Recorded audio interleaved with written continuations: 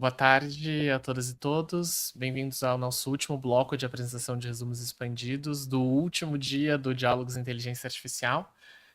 Nós teremos o debate de 5 resumos expandidos nesse último bloco, que são Agentes de Inteligência Artificial e as Fronteiras da Personalidade, Desafios para a Filosofia do Direito, O Problema da Autoria em Obras Geradas por Inteligência Artificial, Entre o Fair Use norte-americano e as limitações da legislação brasileira, um estudo sobre propriedade intelectual e inteligência artificial, conflito entre a proteção e a inovação, o papel da função social do direito autoral frente à inteligência artificial e o uso de provas digitais de inteligência artificial no processo penal brasileiro.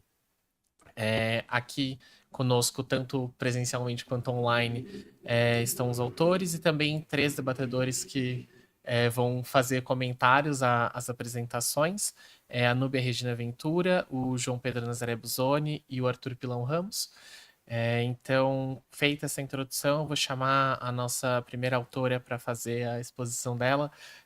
Maria Eduarda, por favor, fique à vontade.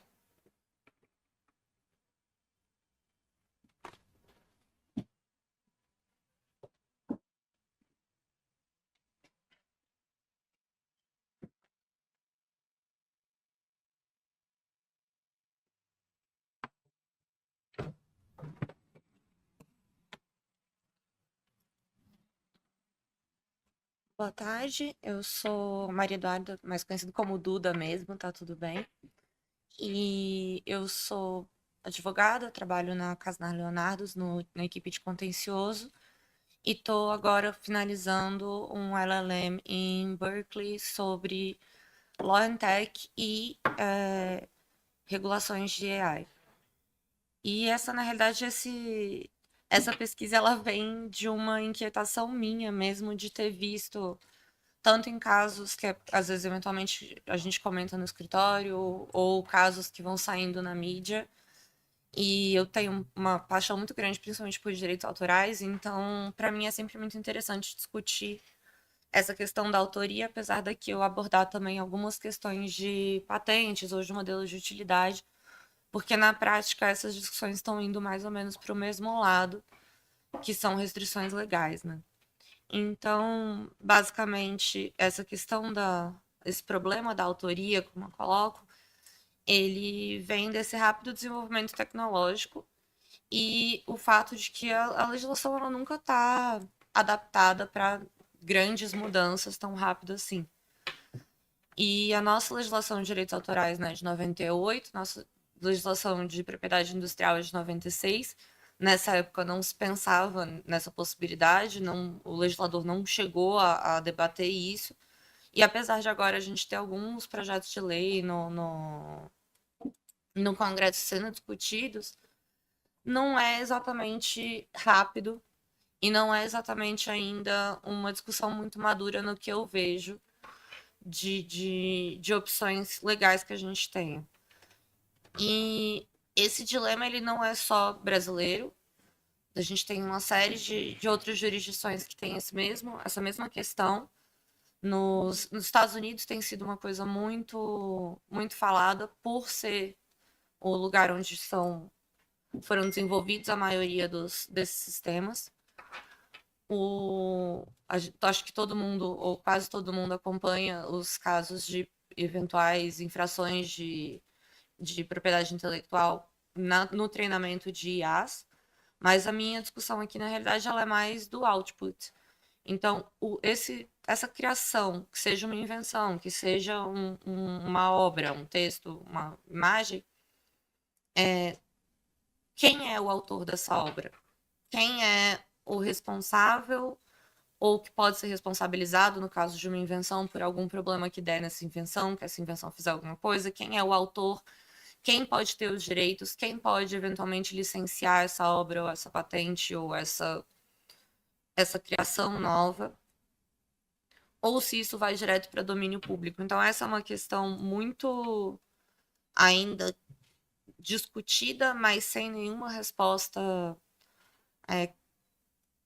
que eu acho satisfatória, porque na prática a gente tem várias opiniões, desde não é humano, se não é humano, como foi decidido por vários escritórios de patentes e de copyright né, e de direitos autorais no mundo, vários em pedidos de registro, várias vezes foi dito, não tem como ter proteção porque não tem um autor humano, não tem um inventor humano.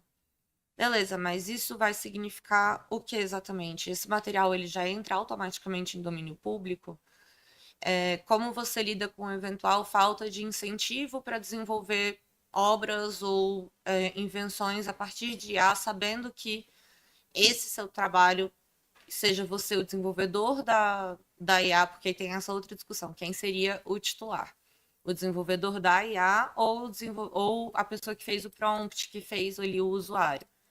Mas seria interessante ou para o desenvolvedor ou para o usuário, ainda assim, seguir com esse tipo de projeto, seguir com esse tipo de invenção, sabendo que ele não vai ter os direitos, vamos colocar aqui os direitos comerciais, para monetizar essa criação.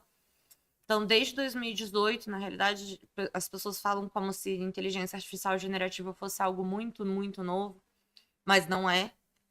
Né? O principal paper que deu origem a essa moda barra trend é de 2017. Desde 2018, esse Artificial Inventor Project, que é capitaneado pelo advogado americano Ryan Abbott, ele testa esses limites de registro. Então, eles já depositaram pelo menos 20 registros de patente em escritórios no mundo todo e pelo menos 2 pedidos de copyright. Aí aqui só fazendo um parênteses, porque o copyright, na realidade, os direitos autorais, ele, na maioria dos lugares, até pela Convenção de Berna, ele não tem necessidade de registro, então acabaria sendo um esforço que não provaria muita coisa, porque você acaba não tendo uma avaliação real do que está sendo, né, no caso aqui da nossa Biblioteca Nacional, você pode registrar, mas eles não fazem uma análise para ver se aquilo que você está registrando é novo, é original. Então, mas no caso das patentes, no geral, as patentes têm uma análise substantiva. E os únicos 2 países que concederam o registro para patentes foram a África do Sul, que não realiza exame de mérito, então eles têm um sistema que é basicamente, ele meramente aceita as informações fornecidas, e da Alemanha, mas para modelo de utilidade, que nesse caso, nessa modalidade de modelo de utilidade, ele não faz um exame de mérito também contra a registrabilidade, ele vai só no exame formal e preliminar. Então, isso não chega a ser uma questão discutida. Né? Nos Estados Unidos, a questão do registro de obras de copyright foram emitidos pareceres tanto pelo escritório de copyright quanto pelo próprio judiciário, quando o caso saiu da esfera administrativa. E a conclusão foi basicamente de que, apesar da lei não definir o termo autor, você tem uma interpretação consolidada de que esse é um ser humano. Né, por causa de várias características que a legislação coloca que são intrínsecas a seres humanos. Então, ele fala de contribuição criativa, fala dos direitos morais, fala de questões que você não pode, né, aplicar a seres inanimados, a inteligências artificiais. E, nesse mesmo sentido, o INPI também entendeu da mesma forma, para fazer o registro de uma patente criada por inteligência artificial generativa. Mas o INPI abre um parágrafo para explicar que existe uma necessidade de que seja elaborada e editada a legislação específica que discipline a inventividade desenvolvida por máquinas dotadas de inteligência artificial, o que provavelmente deve ser antecedido pela celebração de tratados internacionais específicos destinados a uniformizar os princípios para a proteção nos ordenamentos nacionais.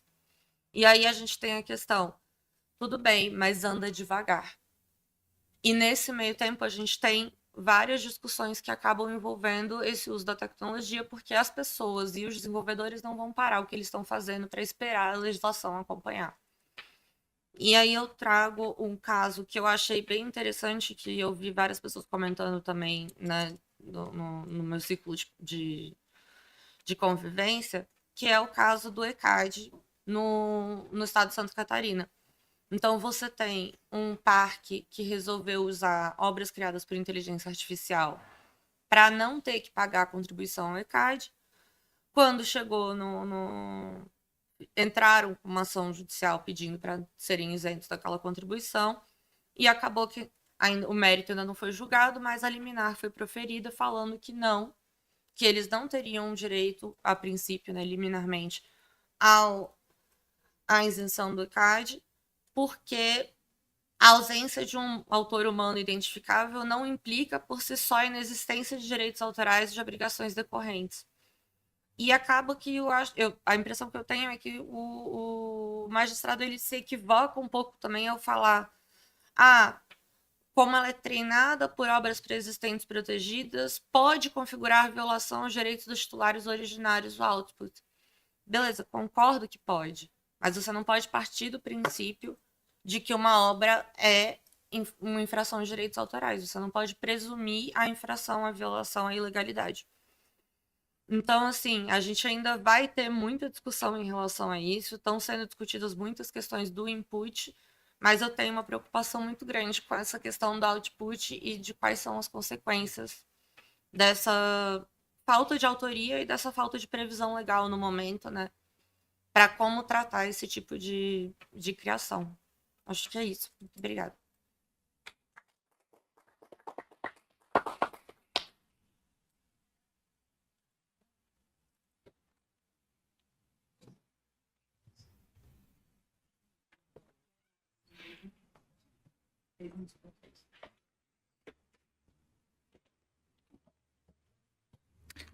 Bom, boa tarde, né?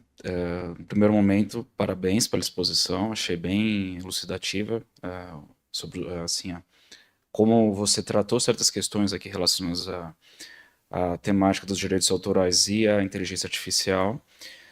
Eu acho que é uma questão que realmente precisa ser melhor esmiuçada a partir de agora que a gente tem essa tecnologia à disposição, porque como você bem disse, a legislação que a gente tem à nossa disposição, ela não foi pensada, elaborada a partir do pressuposto de que qualquer obra, assim, qualquer produto pode ser patenteado, qualquer produto gerado por alguma inteligência artificial ou qualquer outro tipo de tecnologia pode ser patenteado, é patenteável, né, por natureza.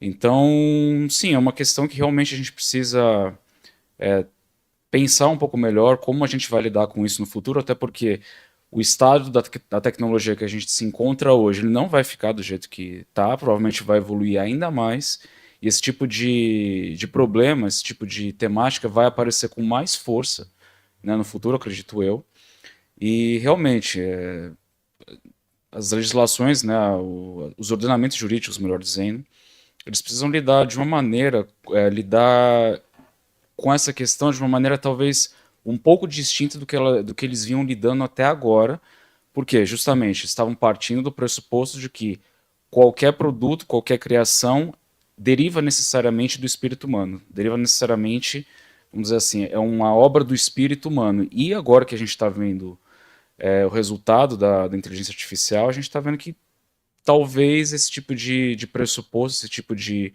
consideração não se aplique, né? Mas muito interessante, pontos bem relevantes que a gente precisa pensar, que a gente precisa se esmiuçar no futuro. Parabéns pelo trabalho, parabéns pela exposição. É isso. Então, não sei se você tem mais coisa para comentar.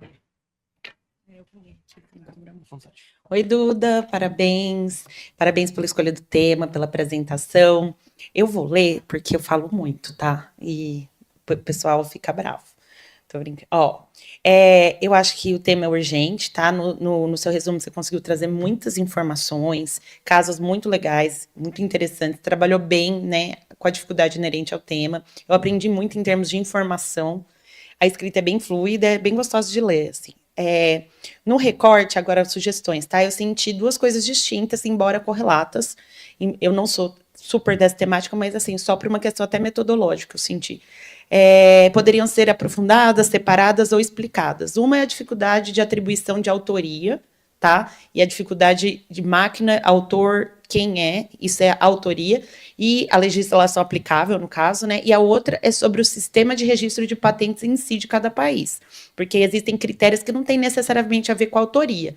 Eu acho que seria legal demarcar bem se você está falando do problema especificamente da autoria, máquina e a legislação aplicável, ou da questão, de fato, do registro, que são etapas correlatas, mas não são a mesma coisa. Mas aí é uma sugestão, né? Sente falta, pela proposta que você colocou no resumo, de uma análise maior das discussões brasileiras. Por exemplo, apesar de ter a lei, né, existe o novo Código Civil, tem trazido muito essas questões, e eventualmente também mais cases, né? Porque você acaba trazendo bastante do Brasil, sua proposta não era uma análise apenas dos Estados Unidos, pelo que eu entendi, se for, talvez deixar mais claro lá em cima. Mas, no caso, eu acho que poderia deixar claro também, no resumo, e num eventual artigo, quais foram tipo, se for só um exemplo, tudo bem, mas seria interessante você, talvez, fazer uma pesquisa mais exaustiva, busca de mais jurisprudências no desenvolvimento futuro, de mais cases, e tentar trabalhar com eles. E aí, para arrematar, eu acho que é isso.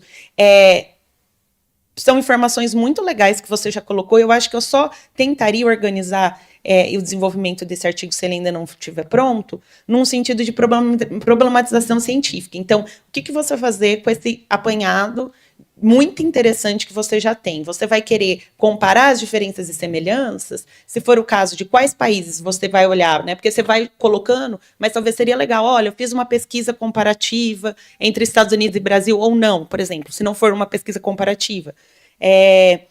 Talvez trazer uma tabela, definir o escopo, porque aí quando você compara determinados países, você também pode já entrar naquela coisa que eu falei de início, que era das diferenças. E já que é uma questão também normativa, ou seja, que esbarra entre escolhas do que é correto, né? No fim das contas, a gente pode trazer diversos argumentos, falar o que tem sido argumentado, mas alguém vai ter que decidir isso em algum momento.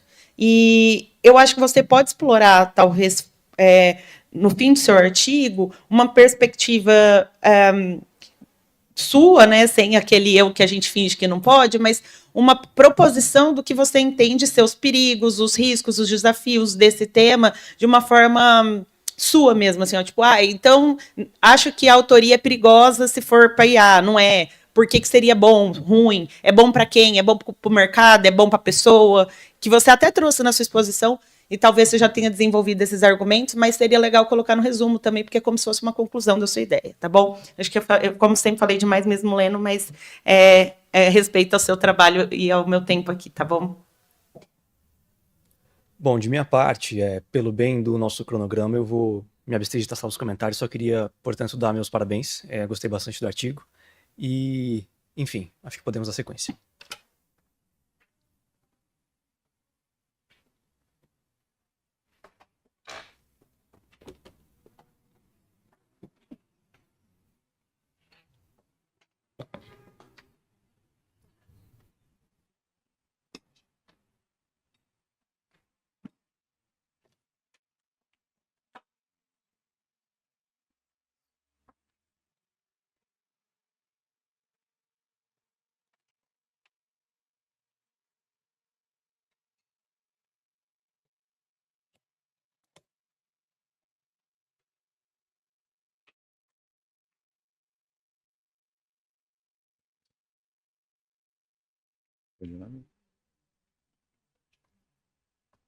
Bom, pessoal, boa tarde. Primeiro, eu dizer que é uma grande honra estar aqui. Estou muito feliz de voltar aqui à faculdade e apresentar meu trabalho, cujo título é Agentes de Inteligência Artificial e as Fronteiras da Personalidade, Limites, Desafios para a Filosofia do Direito. Ele foi a minha tese de laurea, né? Então foi o trabalho de conclusão de curso que eu fiz ao final do ano passado. Hoje eu sou advogado, trabalho com direito digital, governança de inteligência artificial, entre outros temas. E apesar de ali de início a gente vê que ele parte de uma pergunta muito específica, mas ele se desmembra em várias discussões, né? Então, a pergunta poderia um ente eletrônico, mais especificamente uma máquina criada a partir de técnicas de inteligência artificial e caracterizada como agente, ou seja, um agente de IA, ser sujeito de direitos e deveres, ou seja, poderíamos atribuir personalidade jurídica a um agente de IA? Essa é uma discussão que, embora seja talvez até muito ambicioso achar que conseguir encontrar alguma resposta para ela em um TCC, né? Eu gosto bastante do tema porque ele permite explorar vários outros campos das discussões nas interseções entre o direito e a IA e abordá-lo por meio da filosofia do direito. Eu acho que especificamente é interessante porque conforme a gente vai esmiuçando cada uma dessas discussões, a gente encontra objetos para o filósofo do direito. Então, a gente vê ali que o trabalho perpassa as discussões sobre direitos autorais, ele perpassa discussões sobre responsabilidade civil, mas em todas elas você encontra algum núcleo de um conceito jurídico que possa ser reexaminado e que possa ser avaliado com base também em um trabalho interdisciplinar para entender ontologicamente aonde essa discussão se situa e teleologicamente, ou seja, no sentido de a quais fins o direito se presta, também abordar essa discussão. Então, feita essa introdução, né, a gente está falando de uma discussão que estava muito acalorada lá para o ano de 2017, quando o Parlamento Europeu fez uma resolução recomendando ali à Comissão Europeia que analisasse, estudasse a possibilidade dessa atribuição de personalidade jurídica a seres entes eletrônicos, que ficou conhecida como personalidade eletrônica. Ela foi rechaçada, teve uma carta aberta, foi algo muito polêmico mesmo, e lá para 2019 ela foi completamente rejeitada, mas os avanços recentes na IA e, enfim, o tanto que ela tem se espalhado no meio social fizeram com que essa discussão se reacendesse um pouco mais recentemente. E aí eu dividi ali num primeiro momento a dimensão ontológica do trabalho, da discussão, né? Então, ontologicamente, o que significa ser um agente de IA? Então, primeiro, você precisa definir o que é agência, o que é inteligência e o que é uma inteligência artificial e uma agência inteligente artificial. E aí, para isso, foi uma perspectiva bastante interdisciplinar, precisei olhar bastante ali do ponto de vista da computação, da filosofia da IA, os 4 campos nos quais a IA, enquanto disciplina, se organiza, né? Então, existe ali a abordagem focada em construir máquinas que agem como seres humanos ou máquinas que agem de forma racional, ou ainda as abordagens mais cognitivas, então as máquinas que pensam como humanos ou máquinas que pensam de forma racional. E todas essas abordagens são interessantes para apontar até onde estamos hoje, porque a gente vê muitas confusões advindas aí da antropomorfização da IA, né? Então, muitos termos próprios da neurociência sendo usados para IA, então treinamento, memória e coisas do tipo. E, ao mesmo tempo, até o Luciano Floridi destaca que as ciências cognitivas usam também alguns termos das ciências da computação. E eu acho que ali a gente tem um primeiro momento que é o filósofo do direito, ele precisa entender como que esses entes se distinguem dos seres humanos para que nenhuma proposta de personalidade jurídica para IA venha só de uma equiparação à pessoa natural. E aí vem a primeira grande crítica bom, você não consegue deontologicamente, né, no ponto de vista kantiano, que é o que estrutura o direito moderno, dizer que uma inteligência artificial possui autonomia, que ela possui agência, porque ela não tem consciência. E aí tem um debate sobre se é possível criar uma consciência artificial, que vai muito longe, mas a grande maioria acredita que não. E até seria difícil saber quando que isso acontecesse. Mas a conclusão, de forma geral, é que do ponto de vista ontológico, não dá para se dizer que existe uma personalidade ou uma agência moral, essa subjetividade moral para a IA. Aí, do ponto de vista teleológico, a gente tem grande parte da discussão, a maioria dos autores abordam desse ponto de vista mais pragmático, funcional, ou seja, a gente vai atribuir inteligência artificial, atribuir personalidade jurídica a uma IA, se isso se prestar aos fins dos direitos, ou seja, se as consequências positivas se sobrepuserem às negativas. E aí, nesse momento, a gente entra nas discussões de responsabilidade civil, direitos autorais, que também não cabe eu trazer, até porque os colegas já trouxeram muito bem também. Mas então, se você atribui personalidade jurídica à IA, significa que ela pode ser detentora de uma criação. Então, a gente consegue dizer que ela tem criatividade? Esse conceito é válido? Aí eu acho que, apesar de tantas abordagens serem mais pragmáticas, é interessante filosoficamente a gente também examinar o que é criatividade, o que é vontade, né, para você celebrar um contrato, até do ponto de vista da proteção de dados. Então, uma IA pode ser controladora de dados, você pode fazer o treinamento de IA com dados pessoais e ela vai usar o legítimo interesse da própria IA, enfim. A conclusão nesse ponto também é majoritariamente que hoje em dia não se justifica essa proposta nesse olhar funcional. Hoje isso não prestaria aos fins humanistas do direito até. Então, o direito voltado para a tutela do indivíduo, do humano, não faria sentido, seria incompatível com isso. Agora, não resta muito tempo, mas em um dos capítulos eu examino ali propostas intermediárias, que eram várias ideias que estão no meio dessa dicotomia entre pessoa e coisa. Então, ente despersonalizado, como condomínio, que é algo que está mais compatível com o direito brasileiro. A ideia de equiparar a figura do escravo, de Roma antiga, que apesar de ser a mais absurda no primeiro momento, ontologicamente muito, muito absurda mesmo, ela tem uma certa funcionalidade ali, faz sentido do ponto de vista de como a gente emprega a IA, mas certamente não poderia ser usada dessa forma. Capacidade jurídica parcial é uma divisão entre 3 regimes de responsabilidade que seriam aplicados caso a caso. Teoria dos sujeitos de direito não pessoais, teoria do feixe de direitos e um gradiente de personalidade que colocaria a IA como hoje no grau 0, mas teria personalidade escalável ali, de 0 a 4. Então, assim, em suma, era um trabalho muito longo, realmente difícil de condensar num resumo de 5 páginas e menos ainda também nessa apresentação. Mas as conclusões principais do trabalho são que esse tema nos permite olhar para várias discussões importantes e permite que a filosofia do direito fixe alguns objetos de análise, sempre tendo em mente evitar a antropomorfização, sempre tendo em mente esses valores humanistas, e que qualquer solução relacionada a todos os temas de responsabilidade civil, direitos autorais, ainda que não seja atribuir personalidade jurídica à inteligência artificial, elas precisam passar por discussões de natureza filosófica. Então,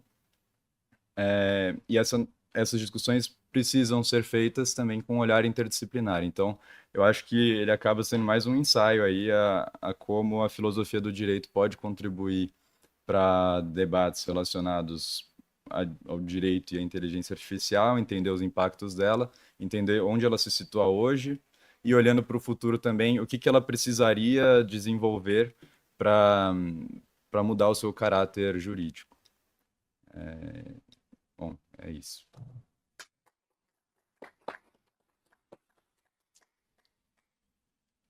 Desculpa pelo tempo.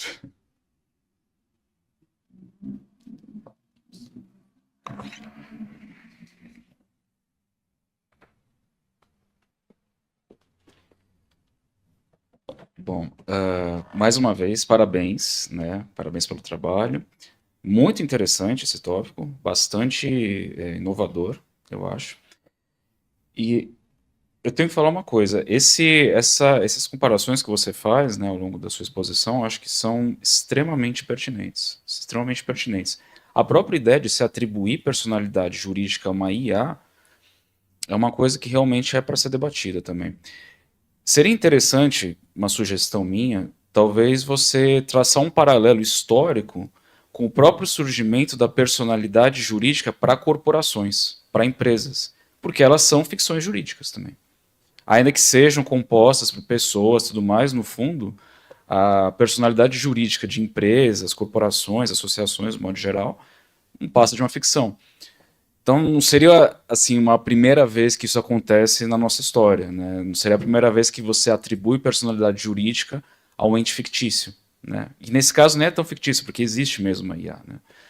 Então, acho que seria interessante você talvez fazer um paralelo, ou pelo menos se aprofundar mais nesse comparativo com o próprio desenvolvimento da personalidade jurídica para corporações, né, para a pessoa jurídica, de modo geral, personalidade jurídica, de modo geral, porque eu acho que a gente conseguiria, talvez ficaria até mais, vamos dizer assim, palatável essa ideia, porque você joga assim no primeiro momento, a reação muitas vezes é até de espanto, assim, é até uma sensação até um pouco negativa, mas quando você cria esse paralelo, eu acho que você ameniza bastante essa ideia, prepara muito mais as pessoas, elas tendem a ficar mais receptivas, menos avessas, de modo geral, a essa ideia do que se ela fosse jogada ao relento. Mas muito interessante mesmo, gostei bastante. Parabéns pelo trabalho e parabéns pela criatividade aí no tema que você trouxe hoje para a gente ver, tá bom? É isso.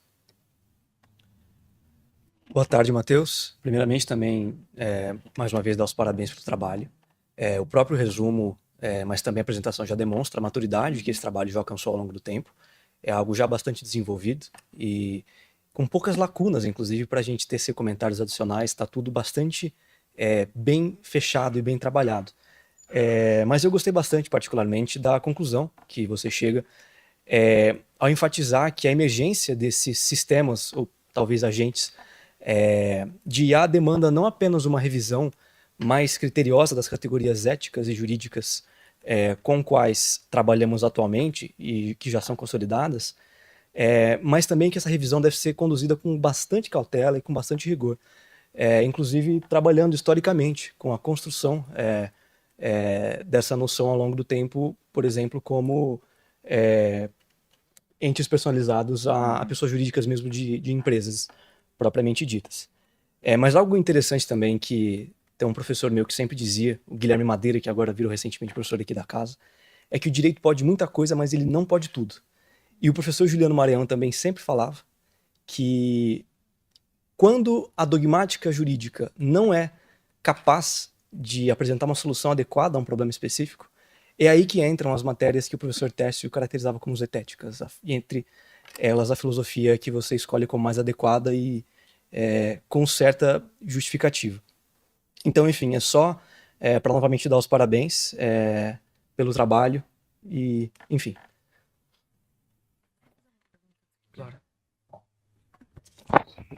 Olá, boa tarde, Matheus, né? Eu gostei bastante, quero ler, tá? Eu estou numa cátedra de agentes de IA, já mandei o seu resumo. Minha única sugestão, e que também é pergunta se der, não sei como que tá, é que eu não entendi qual que foi a sua proposição final até agora. Se não existe ainda nada ideal, se esses entes intermediários que você analisou, tem um que você fala assim, ó, esse aqui trouxe uma visão interessante, ficcional, que poderia ser... Eu não sei se você chegou a fazer isso no seu TCC, se está em aberto. Se estiver em aberto, não tem problema, as pesquisas, uma hora elas terminam, mas você poderia até deixar mais claro na conclusão que, assim, eu fiz tudo isso, mas eu acho que ainda não tem nada ideal. Acho que o direito ainda não é capaz. Só esse arremate que eu não entendi muito bem aonde você chegou com a sua pesquisa, que está muito bem feita. Parabéns.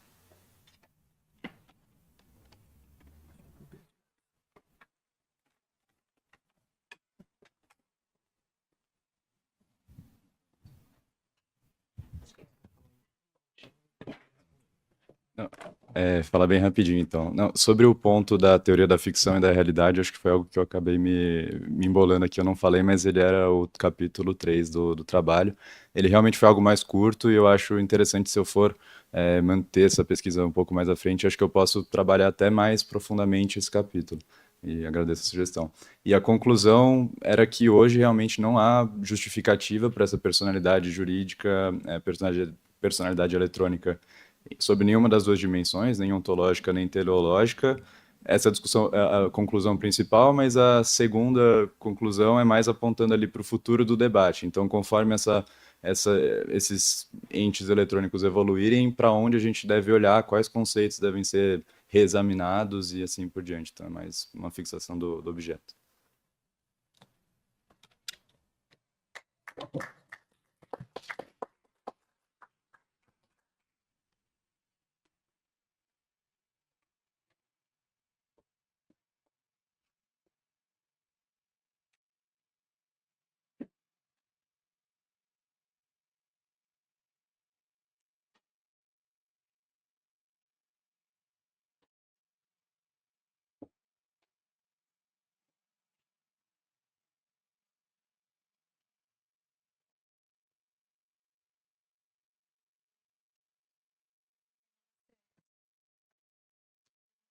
É uma pretinha roxinha.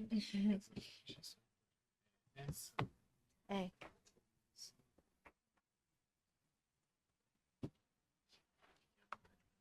Tá bom.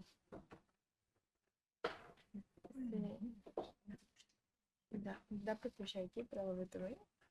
Eu acho que é limitado. É, eu tenho uns cabos aqui. Mas poderia vir um pouco mais pra cá. Tá bom. Pode começar? Colocar o cronômetro. São 7 minutos no... 7.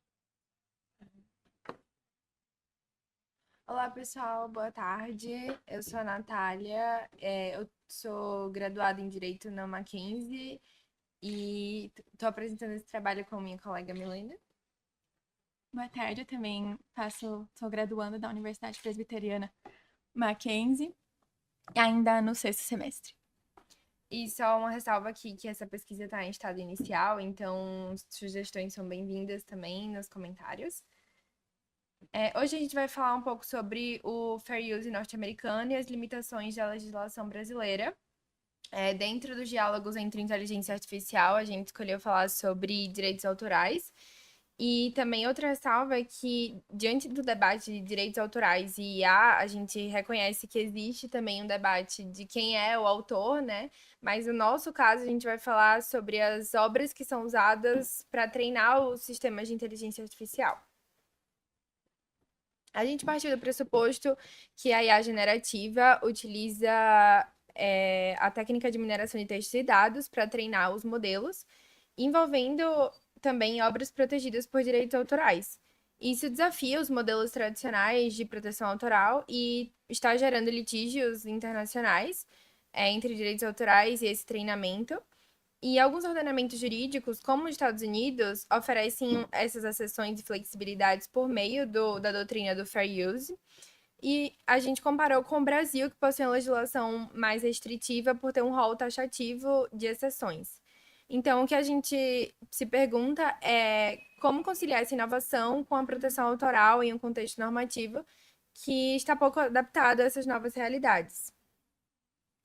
E a gente trouxe aqui o que é esse Fair Use norte-americano, que permite os usos não autorizados de obras protegidas em casos específicos para críticas, comentários, ensino, notícias, e tem a avaliação de caso a caso com base em 4 fatores, que é o propósito e o caráter de uso, a natureza da obra, a quantidade da obra que é utilizada e o efeito sobre o mercado da obra. Então, é um instrumento mais flexível diante da inovação, porque permite ter esse equilíbrio.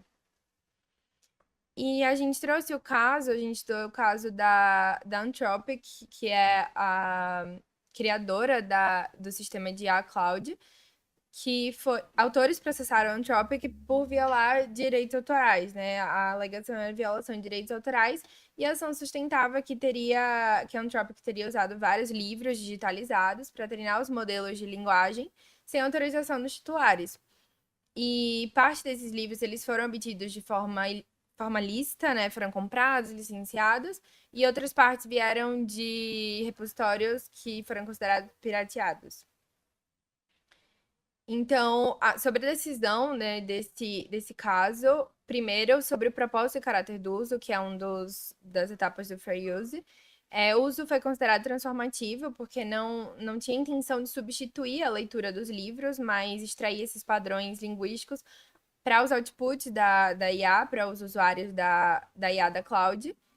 E sobre o caráter, né, comercial, não elimina o fator do Fair Use, mas exige um exame mais rigoroso, porque, tecnicamente, o cloud estaria usando como um caráter comercial.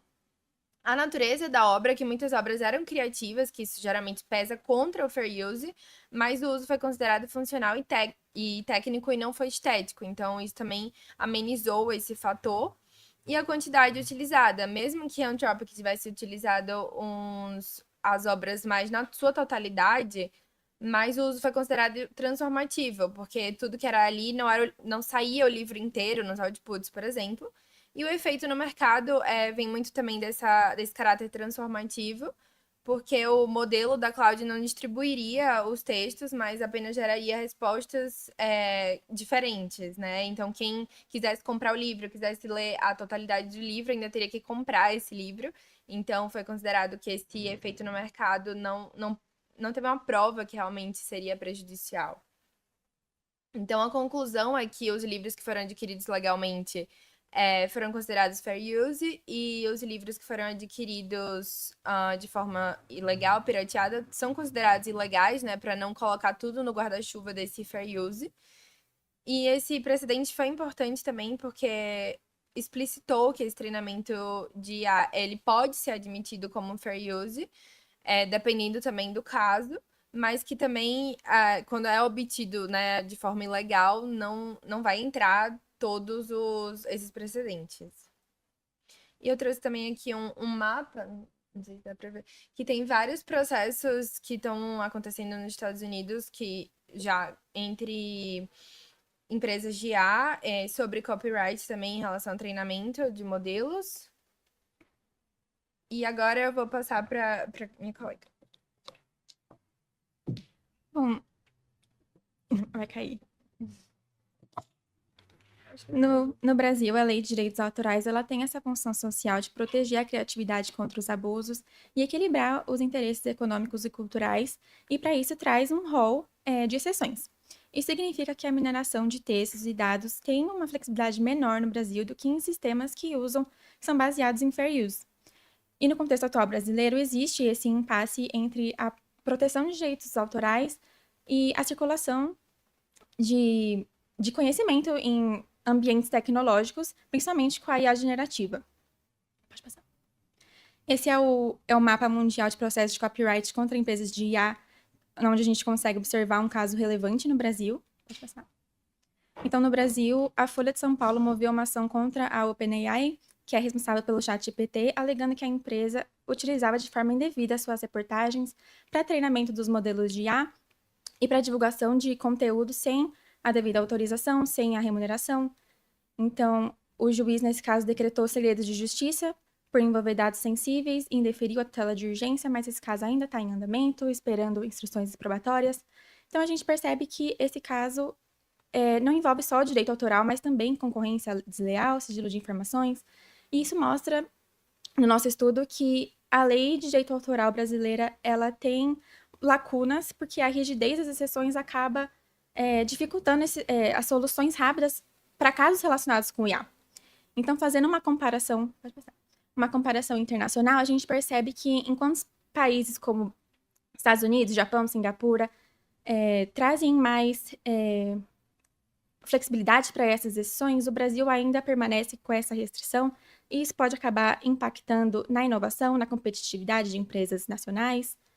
E agora, pensando em possíveis flexibilizações, o Fair Use norte-americano acaba trazendo algum reflexo indireto no Brasil por causa da Convenção de Berna, que introduz essa regra dos 3 passos, que acaba exigindo que o uso seja em casos especiais, não afete a exploração econômica regular da obra e não cause prejuízo injustificado no autor. O PL 2338 também traz uma possibilidade de regulação e conversa sobre a mineração de dados. Então, por fim, a gente conclui que a flexibilidade dos Estados Unidos, a flexibilidade do Fair Use, permite uma análise mais dinâmica do caso a caso, enquanto no Brasil ainda tem essa restrição que acaba dificultando a inovação tecnológica.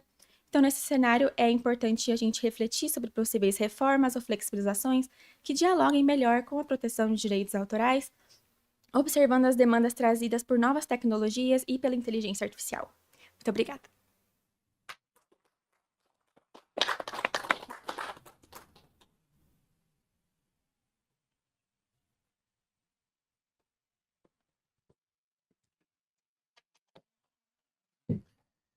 Bom, parabéns pelo trabalho, muito interessante o tópico. Uma sugestão que eu quero dar para vocês. Eu acho muito interessante esse paralelo que vocês traçaram entre o grau de proteção à propriedade intelectual de determinados países e o que isso implica em termos de inovação, em termos de criação, criatividade, enfim. Mas eu acho que vocês poderiam tentar, no trabalho de vocês, talvez explorar um pouco melhor esse nexo causal que vocês estão afirmando que existe, né? Que quanto maior melhor dizendo, quanto maior a proteção, quanto mais estrita a proteção, vamos falar assim, que determinado país confere ao direito autoral, menor é a possibilidade de haver alguma inovação no futuro. É uma afirmação forte, uma hipótese forte. Então, eu sugiro que vocês esmiuçem melhor esse nexo causal, tragam mais elementos para reforçar essa hipótese que vocês estão fazendo no trabalho de vocês, para ficar uma coisa, vamos dizer assim, mais abrangente, mais convincente. Eu, particularmente, acredito que sim, tem sentido a tese que vocês estão falando. Realmente, uma legislação muito estrita, ela tende a coibir, tende a desestimular futuras inovações, só que eu acho que isso pode ser melhor esmiuçado, isso pode ser melhor trabalhado, mas eu acho que vocês estão no caminho certo. Mais uma vez, parabéns pelo trabalho e é isso aí.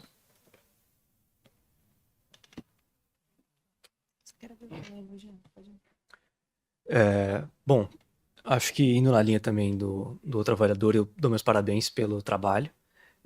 Até me surpreendeu quando vocês disseram que é algo ainda incipiente.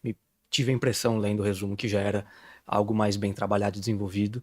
Eu adiro o que ele falou, é um bom ponto, que, confesso, eu não tinha pensado quando fiz minha avaliação, mas a hora que ele suscitou faz todo sentido, sim. É uma afirmação bastante relevante também e merece um detalhamento e um cuidado um pouco maior. Mas, enfim, é só dar novamente meus parabéns pelo trabalho já feito.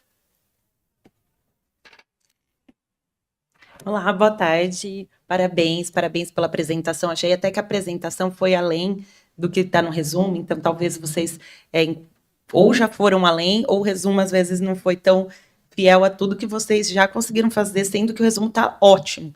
Então, dá para ver que vocês estão progredindo nesse artigo de forma bastante intensa e rápida. Eu, assim, gostei muito, assim, eu fiquei falando, nossa, onde será que vai dar? Eu acho que está até amarradinho, assim, eu entendi o que ele falou, não discordo, mas eu acho que eu foquei mais quando eu olhei numa questão, assim, metodologicamente, onde será que elas poderiam aprofundar? Por exemplo, fazer realmente um exemplo, tá? Porque a metodologia ela pode ser sempre várias para responder, né? Não existe um caminho. Aí eu fiquei pensando, será que elas poderiam comparar mesmo? Porque vocês citaram os 2 cases, mas vocês não entraram em detalhes, assim, numa pesquisa quali de cases. Falei, será que elas poderiam, já que está tudo feitinho, 6 páginas praticamente prontas, desenvolver a partir de uma análise entre os 2 cases, por exemplo? Ou todos aqueles cases que vocês colocaram, tentar também fazer uma busca mais quanti, sei lá, eu pus aqui no STJ, assim, enquanto eu estava aqui, fair use, acharam uns recursos especiais aqui. Será na doutrina brasileira, além desse case, por exemplo, que você pode pegar case qualitativamente e comparar, coisa com coisa, você pode quantitativamente falar, ó, no Brasil também está tendo uma discussão ali, não sei, pode ser que não ache muito, mas talvez ir por aí também, tentar comparar o número e a partir desse número pegar alguma amostra e comparar, eu não sei. Eu acho que, assim, para ficar um artigo, tipo, até equalizar assim, sabe? Porque tá muito bonitinho. Eu acho que aí era mais aonde vocês vão desenvolver no método essa comparação um pouco mais detalhada, em termos metodológicos, do que no conteúdo, que eu achei que, além da crítica, que aqui eu não discordo feita, crítica não, né, proposta, eu não tenho nenhuma questão de conteúdo, seria mais sugerindo que vocês pensem em como amarrar isso metodologicamente para ficar um artigo bem científico, bem da hora, que já dá para ser uma publicação maravilhosa para vocês, tá bom? Parabéns.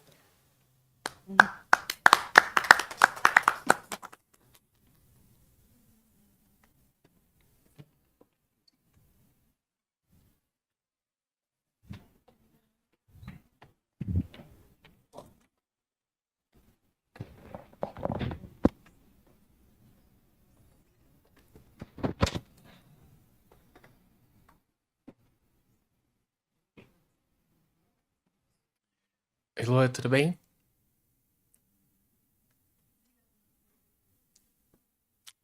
Você consegue ouvir a gente?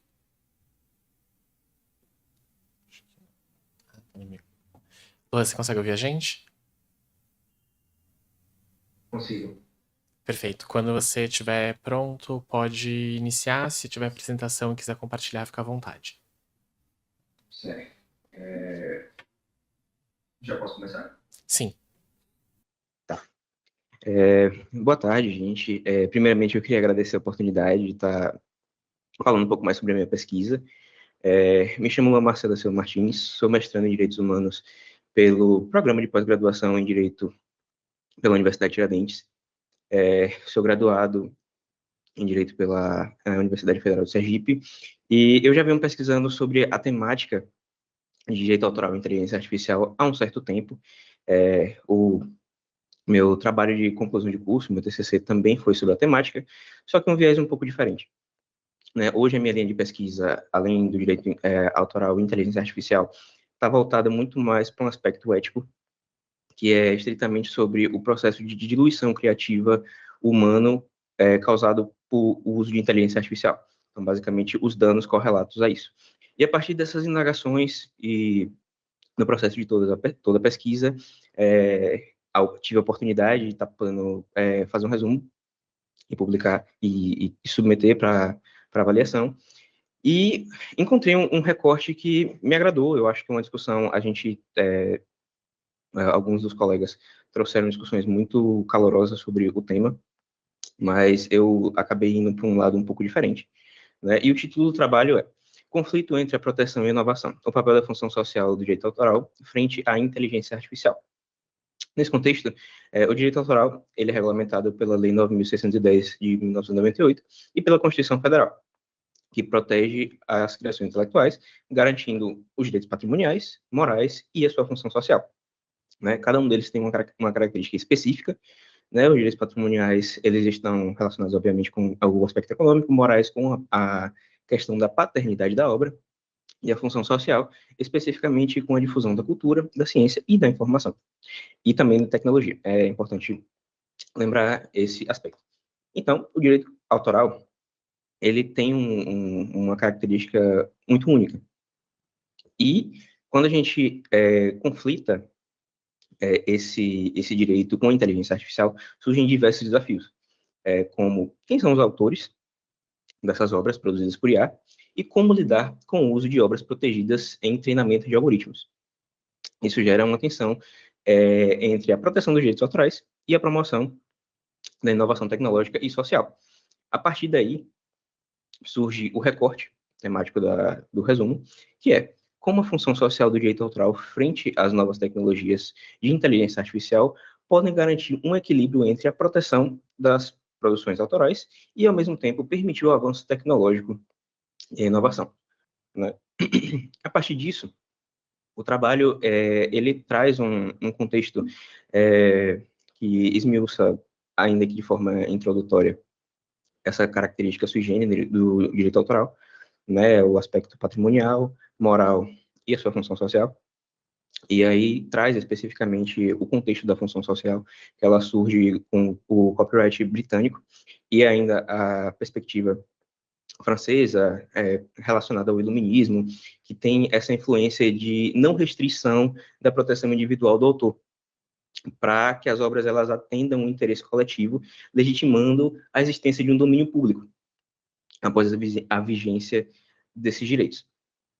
Hoje em dia, com a expansão da inteligência artificial, esse equilíbrio entre o direito autoral e essas produções, ela fica um pouco mexida, né? Uma vez que os sistemas de machine learning, por exemplo, machine learning e deep learning, utilizam obras protegidas em seus processos de treinamento, gerando questionamentos sobre autoria e originalidade.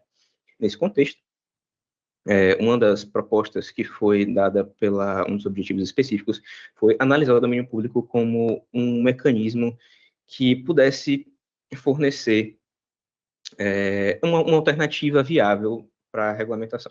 Né? E aí, nesse cenário, o domínio público ele se mostra como uma alternativa jurídica capaz de fomentar a inovação, reduzindo as restrições e garantindo recursos culturais essenciais para conciliar a proteção individual do autor e o desenvolvimento social, tecnológico e econômico. Então, nesse contexto, a gente traz o aspecto do direito autoral, que no Brasil ele tem uma característica que diverge um pouco dos outros países, Isso não está especificado no resumo, mas vem da minha pesquisa especificamente, que no Brasil a gente tem uma característica de valorizar muito mais o autor em vez da obra. No exterior, algumas das perspectivas acabam mudando um pouco.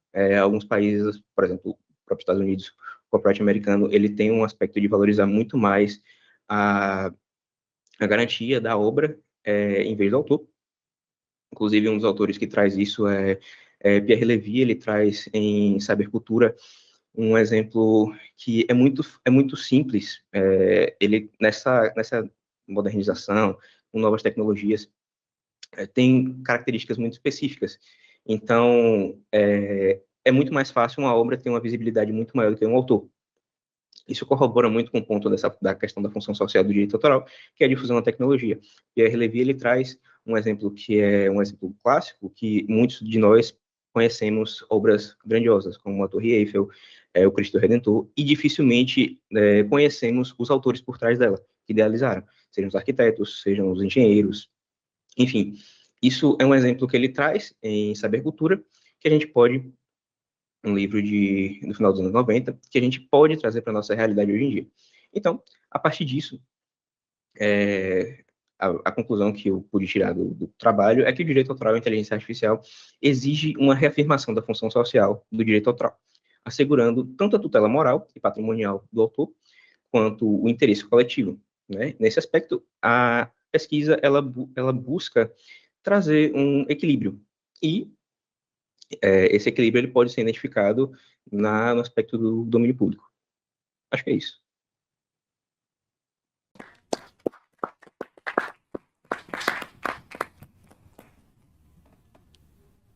Bom, parabéns pelo trabalho, achei bem interessante a perspectiva que você adotou aqui para analisar essa questão da autoria relacionada à inteligência artificial. Função social, realmente, quando você... Eu, para ser sincero, quando eu me deparo com essa questão da inteligência artificial, com criações da inteligência artificial, função social do direito autoral, função social da IA, tal, não é normalmente a primeira coisa que eu penso. Então, é um tema assim bem criativo e bem interessante essa abordagem que você trouxe. Uma sugestão, talvez, essa questão do domínio público que você fala, que você menciona aí no seu trabalho, na sua exposição, pelo pouco que eu sei, e aí você provavelmente já sabe muito mais, pesquisou isso muito mais a fundo, mas pelo pouco que eu sei, essa própria noção de domínio público, ela varia muito de país para país, né? E ela não é necessariamente contrastante com a proteção do autor, assim, a proteção do direito patrimonial do autor. Diferentes países, pelo pouco que eu sei, fazem essa proteção de distintas maneiras, sem necessariamente prejudicar os direitos patrimoniais que vêm da exploração da obra e sem necessariamente coibir a inovação, a criação tecnológica a partir disso. Talvez uma sugestão seria você fazer uma tabela, traçar paralelos mais aprofundados, mais esmiuçados sobre como se dá essa questão da definição assim, como essa questão do domínio público nos países ela é tratada. Quando uma obra entra em domínio público, quanto tempo é necessário para entrar em domínio público, se é tudo que entra em domínio público, só alguns aspectos daquela obra que entram, se é a íntegra. Eu acho que é bem interessante, acho que casa bem com essa noção de função social que você trouxe. E de resto, ótimo, gostei muito do trabalho, gostei muito da ideia que você trouxe aqui, parabéns pelo esforço, parabéns pela apresentação. É isso.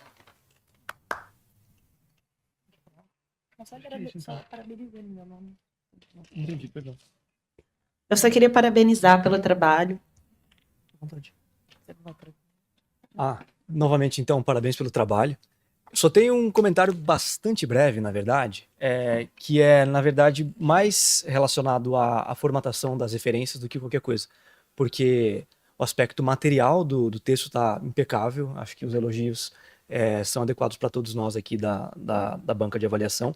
Mas, enfim, eu senti falta de um pequeno detalhe que é a identificação da paginação das referências específicas. Porque sempre que há uma menção a uma obra, você muito bem traz a referência na nota de rodapé lá embaixo, mas a obra de forma mais abstrata ou por completo, e não um trecho específico, página específica, algo do tipo. Então é só um pequeno detalhe, um comentário que pode ser aprimorado, mas novamente, parabéns pelo trabalho. Obrigado.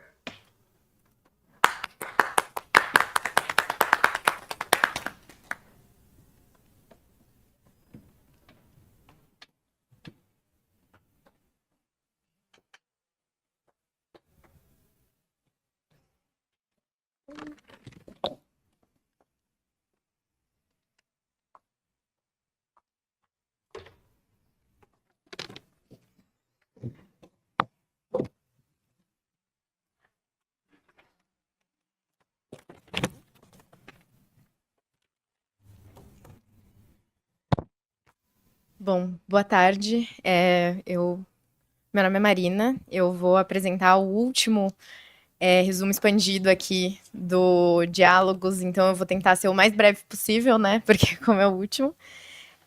Começando me apresentando, eu sou graduada no Mackenzie, com intercâmbio na Universidade de Salamanca, pós-graduanda e na PUC-RS em Direito Penal e Criminologia. E esse artigo eu fiz em conjunto com uma amiga minha chamada Giovana, ela não está aqui para participar, mas o artigo ele surgiu de um brainstorming que a gente estava tendo juntas. A gente tem uma paixão em comum, que é a Liga Acadêmica de Ciências Criminais do Mackenzie. A gente participa, ela como ex-vice-presidente e eu como ex-representante de eventos. Esse resumo, ele tem como objetivo central da pesquisa analisar a adequação da legislação atual e regulações sobre o uso de provas digitais e a inteligência artificial no processo penal brasileiro. A gente quer também pensar se há ou não uma necessidade de um tratamento específico regulatório para esse tipo de tecnologia no processo penal. Acho que aqui não cabe eu entrar na transformação digital e a transformação de IA que a gente teve aqui no Brasil e em todo o mundo recentemente, porque eu acho que a gente passou 3 dias conversando sobre o avanço da tecnologia da IA, e eu só queria pontuar que uma parte importante dessa transformação digital para a gente foi a ampliação dos tipos e quantidades de informações que a gente recebe por dia e a natureza dessas informações. E pensar o que a internet das coisas pode afetar, por exemplo, num processo penal, né? Aqui a gente tem um exemplo que eu pesquisei com a minha amiga sobre um exemplo de que a Alexa foi testemunha em um caso na Alemanha. A Alexa gravou a voz de uma pessoa e isso ajudou a ter a conclusão de um caso de homicídio culposo na Alemanha.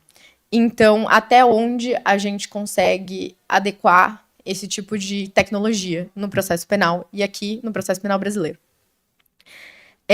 Eu acho que a parte principal do nosso trabalho é entender o que são as provas digitais e como elas podem ser utilizadas.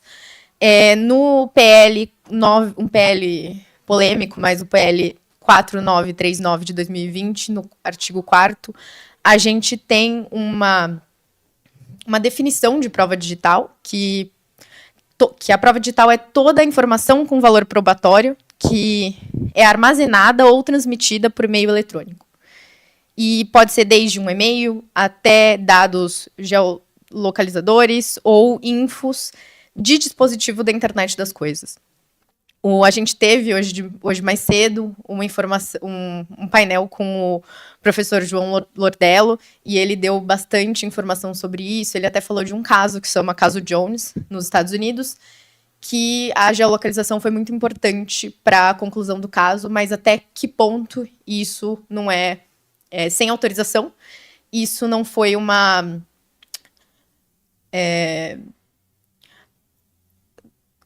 afetou a privacidade da pessoa, né? E focando na inteligência artificial, para o caso do artigo, a gente quer entender os benefícios e os riscos da inteligência artificial no processo penal brasileiro e entender por 2 aspectos. O primeiro deles é a análise das provas e o outro é a produção das provas. Na análise das provas, a gente pode pensar, por exemplo, o Smart Sampa, o reconhecimento facial, e pensar que os benefícios são a maior eficiência e uma análise de dados que são humanamente impossível de analisar, né? Uma quantidade humanamente impossível de analisar. Mas a gente também tem que pensar nas desvantagens, que, por exemplo, se a gente pensa no reconhecimento facial do Smart Sampa, a gente pode pensar num viés algoritmo aplicado a esse tipo de tecnologia. Na parte de produção, a gente teve um painel aqui que falou um pouco sobre deepfake, né? A gente teve um outro trabalho que falou um pouco sobre deepfake, mas eu acho importante a gente frisar que a gente vai falar sobre isso. E a internet das coisas e o caso Alexa, que eu comentei mais cedo. E a partir disso, né, pensar que a nossa pesquisa ela está muito recente, ela não é uma pesquisa que está consolidada, a gente nasceu desse brainstorming, a gente ainda está na parte da metodologia dessa pesquisa, e pensar que a gente quer analisar tanto jurisprudência, quanto legislação, quanto regulação, e pensar em bibliografia também, né, uma análise bibliográfica e jurisprudencial. A gente não tem uma conclusão fechada ainda, né, porque ele é bem recente, ele é bem novo, mas a gente tem uma impressão parcial de que há uma insuficiência de normas hoje no Brasil. Eu acho que é isso.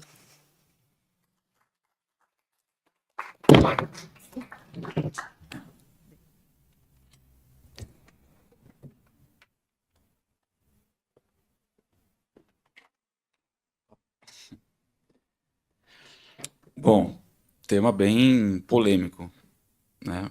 Muito interessante essa abordagem, parabéns pelo trabalho, pela exposição também. Uma sugestão só. Como você está falando de processo penal, não um processo civil, enfim, no modo geral, então a gente tem que ser mais rígido, mais estrito com a avaliação das provas.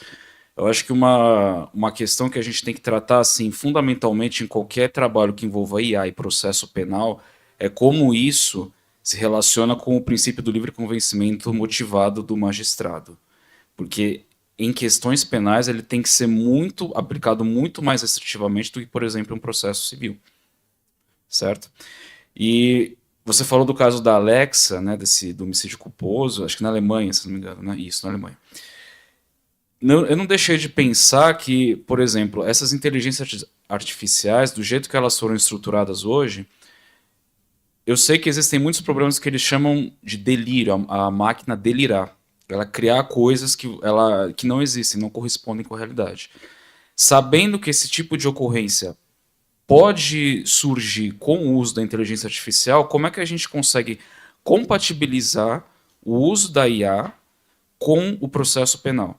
Sabendo que a gente tem que ser muito mais estrito, muito mais cauteloso na hora de avaliar a prova, na hora de admitir prova em um processo penal. Isso por si só já impossibilitaria o uso da inteligência artificial nesse contexto? Eu acho que é um tema que poderia ser melhor abordado.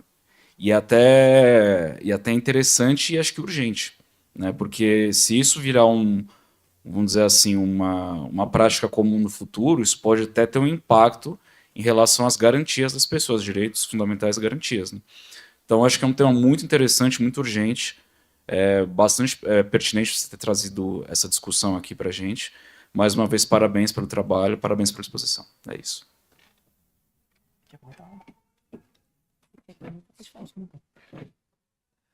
Bom, eu queria dar parabéns, mais uma vez, pela elaboração do resumo.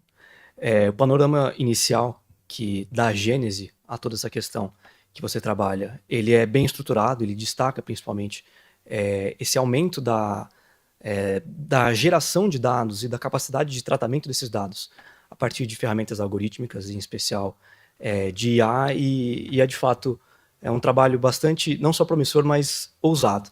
E até nessa toada, acho que a principal sugestão que eu faria é de um ajuste de escopo para que haja uma delimitação específica daquilo que vai ser trabalhado.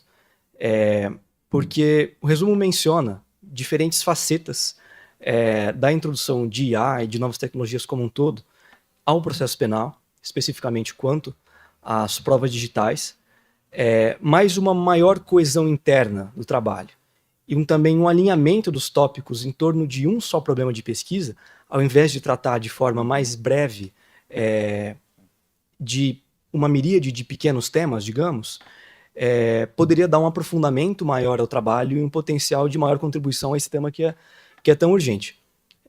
Então, basicamente é isso e parabéns de novo.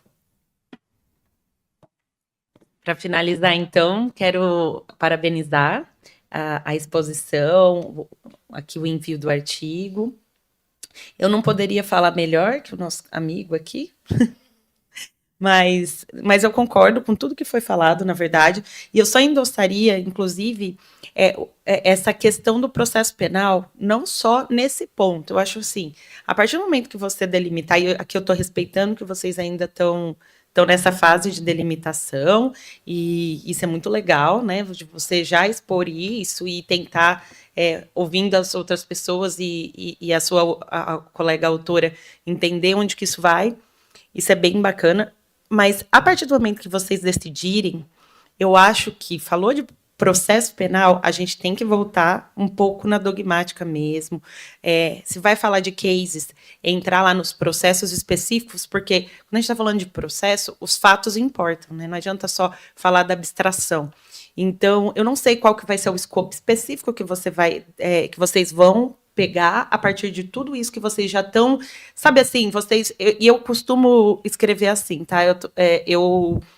Geralmente eu vou escrevendo esse brainstorm, depois eu vou costurando e depois eu vou tirando. Tem gente que já não, né? Pensa antes e depois sai um textinho organizado, né? Eu não sei. Isso são formas de se pesquisar. Aqui parece um pouco as minhas pesquisas quando elas começam. Eu sei que as coisas vão se conectar, mas eu ainda não estou entendendo muito bem como, né? E eu acho que vocês estão nessa de tentar entender aonde que vai.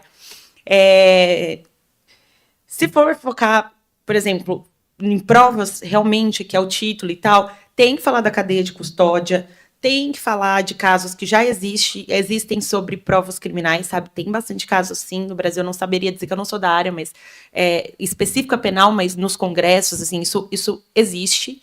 Então, é isso, assim, ficar focada, se for falar de prova, não esquecer de falar um pouquinho de processo penal, porque aí, seja lá qual é o ponto específico, tá bom? É isso, parabéns, eu gostei muito de várias informações que eu fui lendo aqui, e eu acho que os trabalhos servem para isso, para todos pensarmos juntos, e termino aqui, então, as arguições.